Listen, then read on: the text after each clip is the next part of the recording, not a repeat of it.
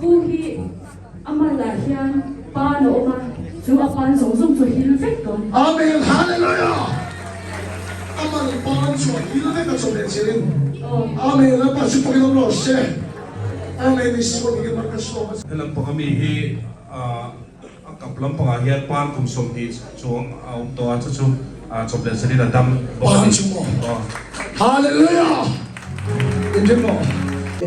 Ang mong lam hiyan ang bogo ma tichuan doktor ten dam dohen so at supo so kalain mi alwa karon luksan ati tichuan chong try la kan alo bo vek ati Amo lam bogo so. Hallelujah. Lepas si Panginoon Rose. Kapag rupi may nagpakatse. Paghiyan nung naengin ni Thay niya may nagpakatse. Hey, karuna pa anak ko accident na taka itu pataka ka na bokun so hundred tak sumami jo apawanin. Anak ru pinsumat ang atla.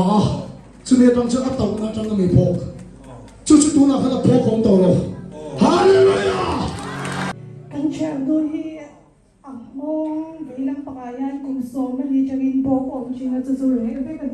Amen. Lepas si Panginoon Rose. Bulami abeng felang panghi at seta susu disilahan kalau desa asyam kay vektor ni. Hallelujah! Abeng di na kung saan natin ating lang. Ating lang sa kung saan.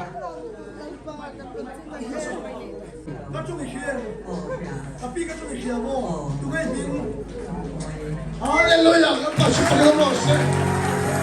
Hallelujah! Amen. Ito niya akal na song adampe kan. Akay rola jangan kala na ito siyo. Akal na song adampe. Hallelujah! Pero le. Kabuhi aril puina abo ketilahian afilang pangahian oma susu abo wat ini. Ariel puina vanga.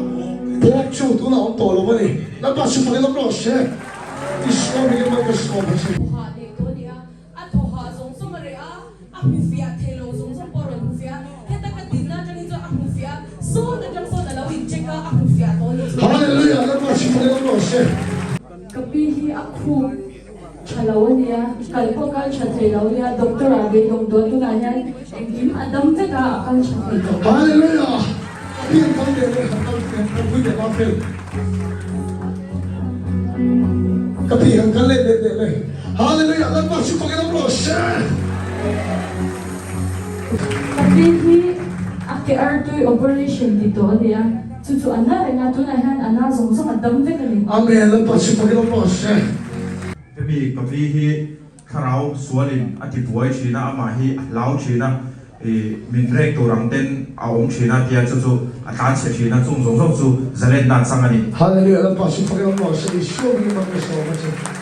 Ang siya pahin ako bilang hi kung bibel na to akal so po na china apir so po na china akal chino china to na chan atak sana song me tam pe ni. Hallelujah! Tiyan siya pahan. Tite.